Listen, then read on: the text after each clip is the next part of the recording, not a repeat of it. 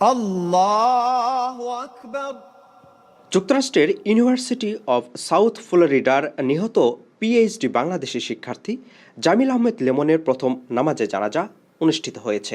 আসসালামু আলাইকুম ওয়া রাহমাতুল্লাহ। আসসালামু আলাইকুম ওয়া রাহমাতুল্লাহ। ফ্লোরিডার ট্যাম্পা বে এলাকায় অবস্থিত ইসলামিক সোসাইটি অব ট্যাম্পা বেতে বাদ জোহর অনুষ্ঠিত হয় লেমনের প্রথম নামাজে জানাজা। এতে অংশ নেন নিহতের সহপাঠী, বন্ধু, শিক্ষার্থী, ফ্লোরিডায় অবস্থিত কনসুলেট জেনারেল কার্যালয়ের প্রতিনিধি ও বাংলাদেশি কমিউনিটি। লেমনের মরদেহ বাংলাদেশে ফেরানোর প্রক্রিয়াও প্রায় শেষের পথে।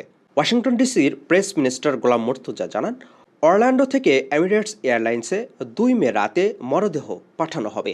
বাংলাদেশ সময় ৪ মে সকাল ৮টা ৪০ মরদেহটি ঢাকার হজরত শাহজালাল আন্তর্জাতিক বিমানবন্দরে পৌঁছানোর কথা রয়েছে।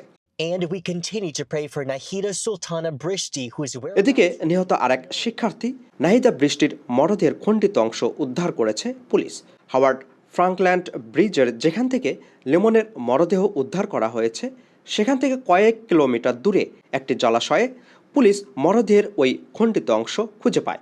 ওই মরদেহের খণ্ডিত অংশে জড়ানো পোশাকের সঙ্গে সিসিটিভির ফুটেজে শেষবার নাহিদা বৃষ্টিকে দেখা পোশাকের মিল রয়েছে। Raped in just a towel, Hisham Abu Gharbi surrendered with his. এদিকে লেমন ও বৃষ্টিকে হত্যার অভিযোগে লেমনের রুমমেট হিশাম আবু গরবিহের বিরুদ্ধে ফার্স্ট ডিগ্রি হত্যার 2টি অভিযোগ আনা হয়েছে।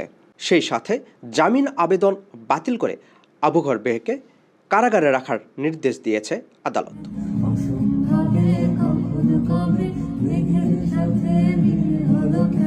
আপেল মাহমুদ, ঠিকানা নিউজ, নিউ ইয়র্ক।